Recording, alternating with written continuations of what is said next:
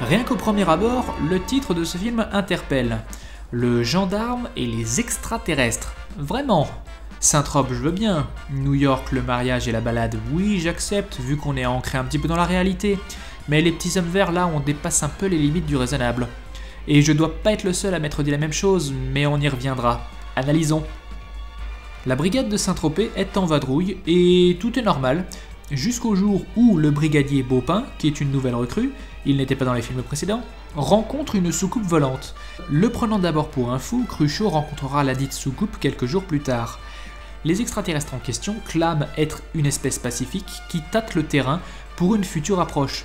Mais Cruchot, désormais seul contre tous, les considère comme dangereux, alors il décide de les traquer. Mais comment faire quand ces inconnus peuvent changer de forme ? Je vais le dire tout de suite, ce film est le pire des 5, et je commence à avoir peur pour le dernier. Les incohérences sont partout, et se propagent même dans l'essence de la série. J'étais à peu près sûr que l'adjudant Gerbert s'appelait Jérôme, et qu'il avait été promu adjudant-chef dans Le Gendarme se marie. Alors pourquoi a-t-il été dégradé au rang d'un simple adjudant prénommé Antoine ? Les acteurs ont dû certainement remarquer, et certains en ont profité pour fuir le navire. Au sein de la brigade, Tricard et Berlico sont de la partie, mais Fougas et Merlot ont disparu. Mais le pire, c'est Josepha Cruchot, qui n'est pas jouée par Claude Jansac, ce qui est un tantinet dur à avaler quand le film nous balance une scène de romance. Madame la nonne, hélas, est encore de la partie, bien que son rôle à elle soit réduit. Son inclusion mène à une scène de 10 minutes dans le couvent avec 0 extraterrestre dedans.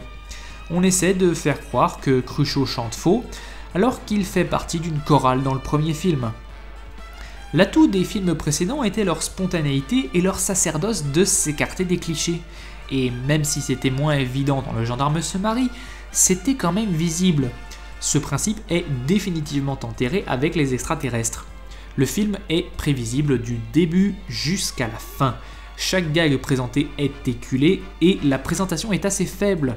Pour une race pacifique, les extraterrestres foutent le feu à tout ce qu'ils voient et ils sont vaincus de manière assez ridicule.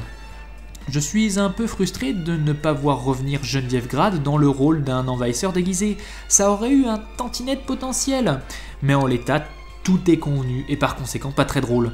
D'ailleurs, Michel Galabru a l'air fatigué du rôle par moments. Bref, Le Gendarme et les extraterrestres est un foutoir pas très joyeux.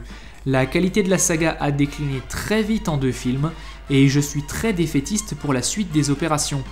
J'espère qu'il ne sera pas aussi convenu que ce film, parce qu'en l'état, il n'est pas recommandable du tout. Forcez-vous à le regarder si vous voulez, et ça fera ton sur ton avec toutes les blagues qui sont forcées dans ce film.